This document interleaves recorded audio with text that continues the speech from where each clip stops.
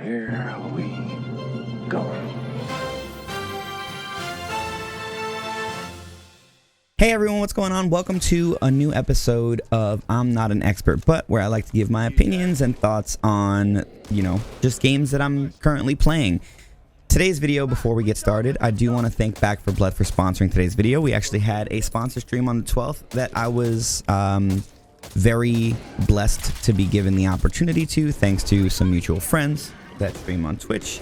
And I just, I wanted to get on here and talk about my feelings, my thoughts, and where I'm at with Back 4 Blood. I don't do reviews. I like to just talk about how I feel about games because people have consistently asked me my thoughts or if something is worth it and all that. And I've always stood firm on the belief that I don't know everyone well enough to know if it's worth it for them, but maybe if they get a little insight from me or know where I'm feeling when it comes to the game, that they can make a better decision or feel like it's something for them to try out. But with Back 4 Blood, it gets really, really easy for someone to get their hands on the game, especially if you have an Xbox or you have a PC, because it is on Game Pass. And that's where everyone, if you're not sure where you're feeling about Back 4 Blood, even if you're a huge Left 4 Dead fan, should check it out. At least get yourself a trial of Game Pass, or pick up Game Pass if you've already used your trial, and check out Back 4 Blood to see if it's really something that you want to invest your time in. And hopefully you're like me and you already have over 100 hours in the first week, but we'll see. Anyway, so for the first run of the campaign, it took us about 7.5 hours. It was not a full team of 4. It was just me and 2 friends, myself, Suzzle, and Bronx. And it took us about 7.5 hours. Now, we did take a little, between each act, you are sent back to Fort Hope. So, to unlock some cards and maybe make a deck and all that stuff. But even with that all, we still had to use one of our continues, and that was only in Act 4, so we didn't lose a lot of time. So even with all of that, even if you were to shave 15 minutes off, 7.5 hours is pretty girthy for the recruit level of difficulty for Back 4 Blood. I did not expect it to be that long. I thought maybe we could get through it in about 4 hours, like 1 hour for each act. And I didn't expect these acts and these missions to be this long. I gotta give it to Turtle Rock even more in that aspect, because that's definitely something, like, I normally, I go on the lower end of the scale when it comes to how long a campaign will be, because we're starting to see, campaigns are a little bit shorter than some people are used to or remember, especially if you grew up with like JRPGs like I did. But no, Back 4 Blood, 7.5 hours is actually a dope runtime for this campaign, because there's a lot going on. There's a lot of moving pieces. There's a lot of variables. There's a lot of RNG with the entire system, that for just the run through on the easiest difficulty and not a lot of pushback until the end of the game, I'm very impressed. I'm very, very impressed with the campaign. And I think a lot of people are too. I've been seeing a lot of people talk about how much they love the game. Heck, I've been even seeing a lot of comments about people not feeling the beta and then giving it a chance on Game Pass, and now they're in love and they can't stop playing with their friends. Now, some of the biggest things that changed from beta are apparently for controller players, it does feel better. It still needs some tuning, but apparently it does feel a lot better. I've always thought shooting felt great. I know some people feel differently on that, and they're saying that it also feels better since launch. I don't know. That's a different topic and something that I don't have experience on, and this is why we have this series, I'm Not an Expert, because there are certain things that I don't experience the same way as other people, and that's fine. But I am seeing a lot of positive comments about shooting feeling better, and the spawn system was completely changed from beta. So the idea of Back 4 Blood is that you're these cleaners, right? You're not just survivors like in Left 4 Dead, just trying to escape and stay alive. You are cleaners. Your job is to rid the world of the Ridden, to kill, as many Ridden and clear them from Fort Hope as you can. And so, like, in the beta, the Ridden would come directly from the front. So as you're cleaning the Ridden out, you're pushing forward. So it's like, this wave that's going across the map. And I was okay with that. But a lot of people, obviously, they're like, no, man, this is a zombie game. This is a horror survivor shooter. Like, we want that randomness, that chaos. And Turtle Rock, they didn't only double down. They went even further, because the amount of mutations that spawn, the pathing for the Ridden has all exponentially increased, and you could find yourself pinched in a matter of seconds if you're not paying attention. So I gotta, that's super fun and that's awesome. And I'm glad that they were able to get changes like that from beta into launch because it feels great. Also, another big change, Swarm mode has a private lobbies, and that's awesome to see that get put into the game. So I'm really, really happy about that.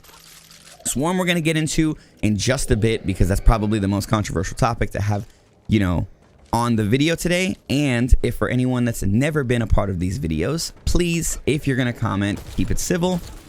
Keep it respectful, and let's see if we can come up with ideas that can make the game better, because I firmly know that devs read comments and they're looking for ideas. They're not looking for people to just say this game is crap or XYZ could have done better. Like, no.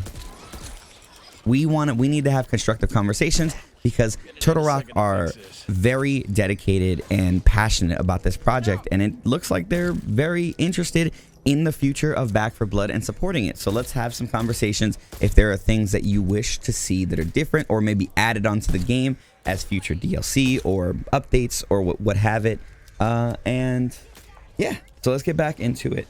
So I've recently become a huge fan of roguelike deck builders. Like I've fallen in love with Slay the Spire. I've played a little Monster Train, a little Tainted Grail. Those are incredible games that I've fallen in love with. And I can't stress enough how much this actually enhanced the experience for Back 4 Blood for me. If it was just a cut and paste of what Left 4 Dead had given us, I probably wouldn't see myself on it as much as I am today, because of the deck building system and the roguelike system makes it so addictive for me. There's something so like magnificently satisfying about trying out a deck or a build and feeling it cohesively come together during a run, especially as you hit the harder difficulties. It's just, Veteran is no joke. That's another big change that came from the beta. Veteran felt very, very easy once you had a good deck and an okay team. Now you need very good decks. You need decks that have good chemistry between the other players, and you need communication or cooperation, or you're not going to survive. Period. You're gonna die, and you need to learn the game. I want to say there's a good 3 aspects to the game to be successful. A good deck, map knowledge, so understanding the missions and the maps, and that only happens from experience through playing, and cooperation with your teammates. Those are 3 pillars that you need to be able to comfortably succeed in Back 4 Blood, and I think that's phenomenal. I think that is phenomenal. It is a survival. It's a survival shooter. It's a co-op shooter. You need to be cooperative, and I know that there's a lot of people that want to have those big, I can solo this entire run if my team lets me down moments, but I'm not gonna lie, the game's not gonna be that nice to you. I've had a couple clutch moments where I was able to, save my team by myself, but it is no joke. You got to bring your A game for something like that, and it's definitely not something that I can consistently do. So, and I'm not saying I'm the best gamer. I'm sure there's people out there that do it all the time. You guys deserve all the cookies and the rewards. No sarcasm. Seriously, you're awesome. My favorite deck or build that I have currently, it's a sniper build with a Jim. That weak point damage and the ADS speed, it just feels incredible to just like line up a snipe shot and 1 or 2 tap tall boys, like watching their arms fly off. Dude, it's some of the best feelings. Like it's so good because like tall boys are so intimidating, especially when you have like 4 or 5 running at you, man. It's like I think the most that we've seen was about 6 or 7 on the police armory mission, and I'm sure you guys know which one I'm talking about if you're playing. It's the second map of Act 2. It's the police armory, and if you're getting nothing but tall boys, it is terrifying. But this build with Jim actually makes it quite a bit easier as long as you have that cooperation. If you can hit that weak spot, ooh.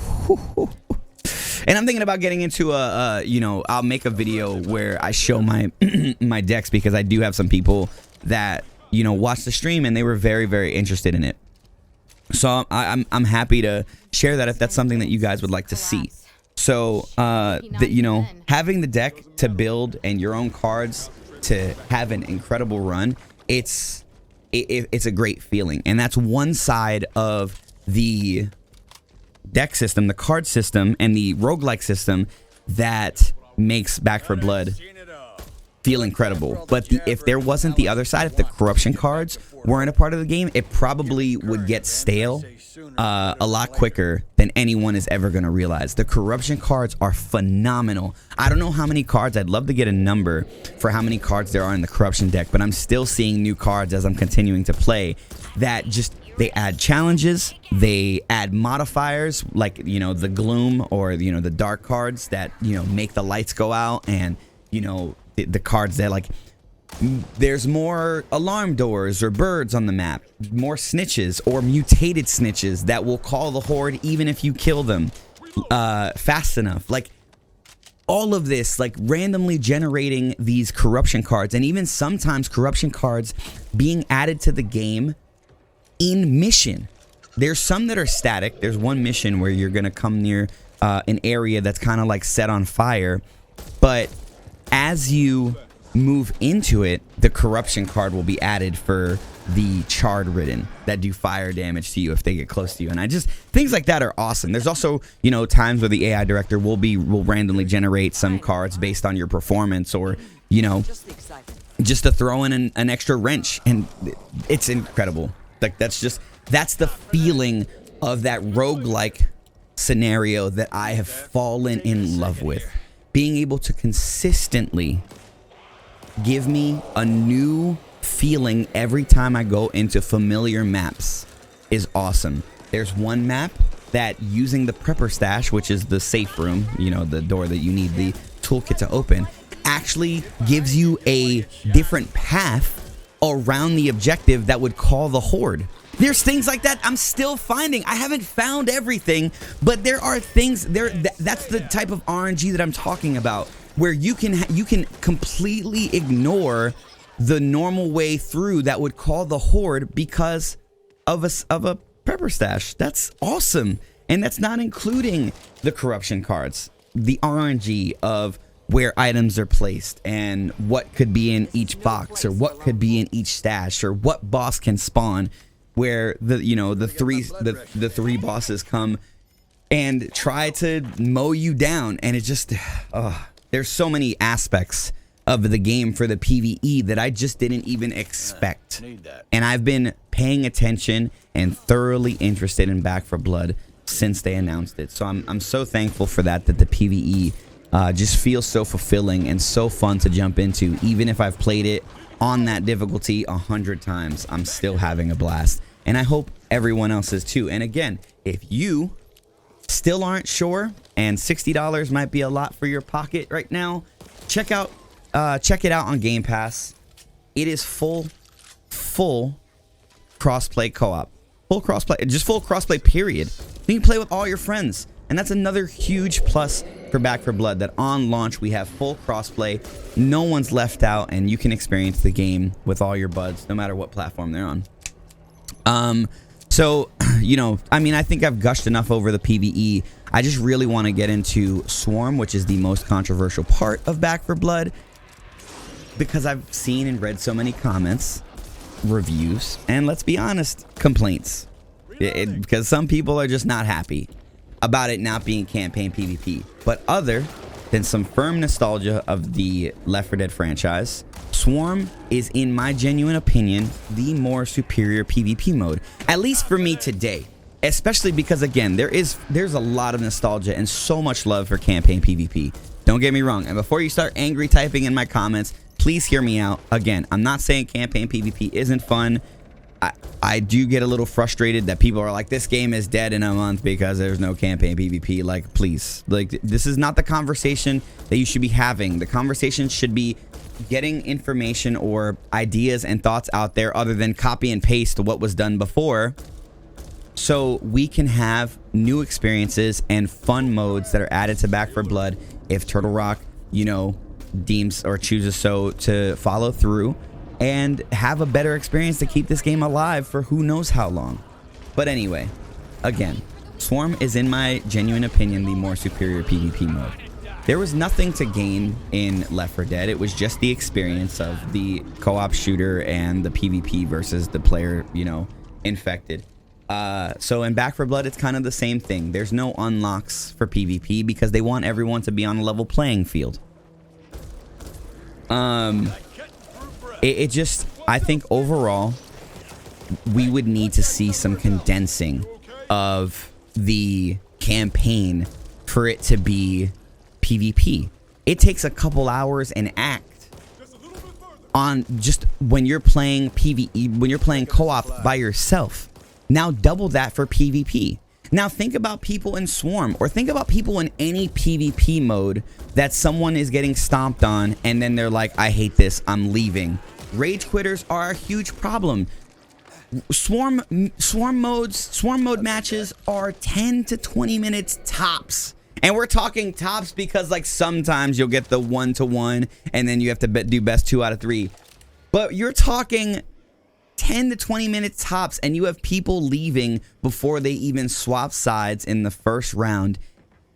Think about that in a 2 to 4 hour match for just one act alone. And don't get me wrong, obviously that can all be bypassed by just getting a bunch of friends and getting into a private lobby and having some fun. But you know, when back in Left 4 Dead days, people were trying to take it easy in the earlier maps because they didn't want people to leave, and they don't have 7 friends to invite to do campaign PvP.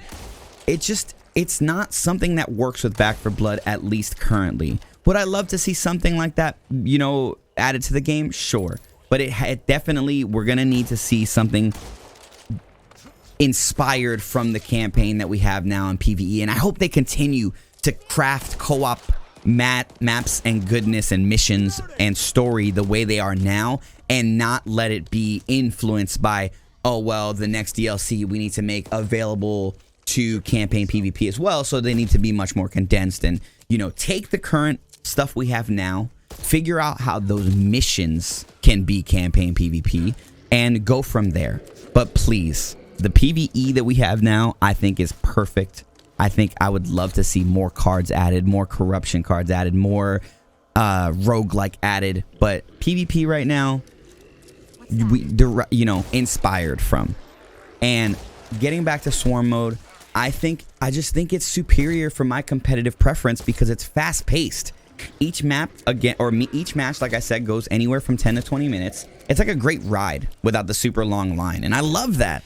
Like, you jump into a match and you try to outplay the other team in a tactical fashion, and I know some people are like, no, it's not tactical, it's just random nonsense. But I mean, if you play tactically enough, you're gonna see better results, and that's on both sides. Depending on what deck you run with a friend, even just one, because you know, even yesterday I played with Bronx. It was just me and him, and we had 2 teammates that they thought picking the Stinger on round 1 was a really good idea, when the Stinger is one of the weakest, especially if you don't hit your shots.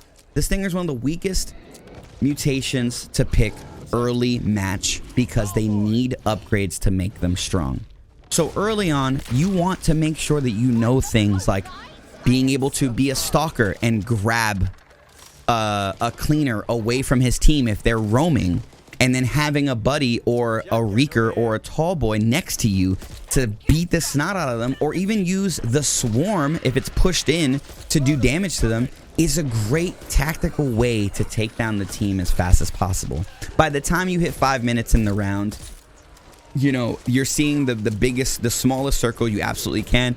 And if a team is getting the 5 minutes, then the other team probably needs to, you know, get some more tactics, get, you know, some better teamwork together, or get a little bit more knowledge of the game. Rage quitting is not the answer, but thankfully Turtle Rock has done something to allow people that get rage quit on to have a handicap bonus. And I would love to see a little bit more tweaks, like if you're on the mutated side and you're like 3v4, if a teammate leaves, the mutation tokens that they would have had being transferred to the rest of the team, so they actually have the extra tokens to put some upgrades in. That would be awesome. Things like that would be great.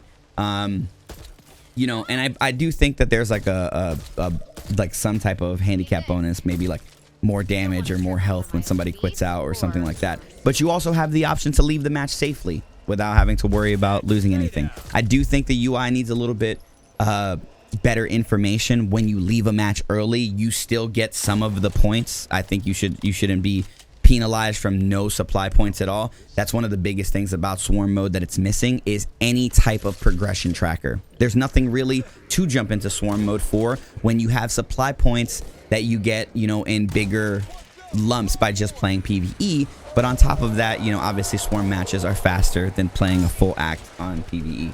And so I understand that again, but I still think that progression trackers are the #1 thing that Swarm mode needs to get people excited for it. Daily and weekly challenges for cosmetics, progression trackers being seasonal, you know, not time limited, because I think that there's enough games with time limited seasonal trackers, but a seasonal tracker, heck, even, you know, if they're doing a route of DLC where a lot of people don't need to actually buy the DLC because you can join your friends to play the new content and not have to worry about owning the DLC yourself. You know, seasonal progression trackers that you pay for, but once you pay for them, they're yours and you don't have to worry about them going away after 60 days like other games. I think things like that would be great for the game to get the support it needs, because it's a live service game. Live service games aren't cheap. Everyone knows that. That's a tired topic to talk about. But something along the lines of some type of progression tracker that cosmetics would be a lot of fun for Swarm mode, and I would just love to see that grown upon too. You know, while they're coming up with the idea that, you know, satiates the needs of all the fans that really want some campaign PvP added to the game. Now, for me personally, firm statement with all the information that's been out, I don't see a Left 4 Dead 3 coming out that can beat Back 4 Blood for me. I absolutely don't, because I think Turtle Rock, being the originators of this formula and wanting to innovate and grow on it, shows the vision and passion that they want for the game. I know that they didn't just copy paste for a lot of fans that are angry, but again, having discussions about what would make Back 4 Blood better, because that's what you're served today, and you would love to see something added to the game that makes you love it, is a lot more constructive than just saying this game's gonna die in a month. That's just silly. Anyway, my final thoughts for Back 4 Blood is it's an incredible 4-player co-op experience. It is phenomenal. It's fun. It's fast-paced. It's full of action. It is hard. It is not an easy game, and I love that. I love that I felt like I had to play Recruit a second time through to be able to get more successful at Veteran. And I'm closing in on my first attempt on Nightmare, and I can't wait to start unlocking some of those Zwat skins because they look incredible. So I hope you guys are all enjoying Back 4 Blood. Please let me know what you think about the game. I want to thank Back 4 Blood again for sponsoring today's video. I can't wait to see things, you know, become smoother in the game. I can't wait to see some of the bugs fixed and, you know, squashed. I can't wait to see additions to Swarm mode. I can't wait to see maybe new modes that come out. And I really hope they double down on something along the lines of a, you know, more roguelike experience. Okay, so think about this scenario. Just quick, this is a little, like my little egg at the end for you to just think about a new mode that even could maybe support PvP as well.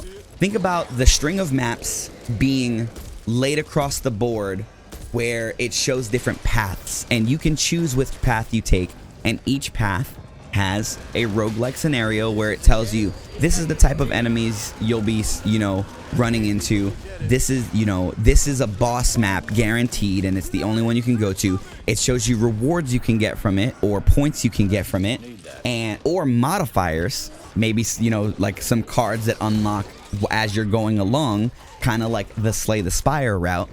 And yeah, think about that as like being able to choose your own adventure as you venture out away from Fort Hope. Maybe adding some PvP with that as well. Maybe adding some Twitch integration where chats can choose which path you take. Maybe chats can choose, you know, what type of corruption cards get thrown at you mid-mission. This is, you know, these are things that we've seen before in other games, and I would love to see it come to Back 4 Blood. I think it would be a phenomenal addition, and I can't wait to see the future of this game because I'm absolutely addicted. And I hope you guys all are too. And if you aren't, check out that Game Pass. It doesn't get easier to jump into Back 4 Blood than Xbox Game Pass, and see if you like it. All right, everyone. Again, I'm not an expert. These are just my thoughts. I hope you guys enjoyed, and let me know what you think in the comments, and we'll see you on the next one. Bye, everybody.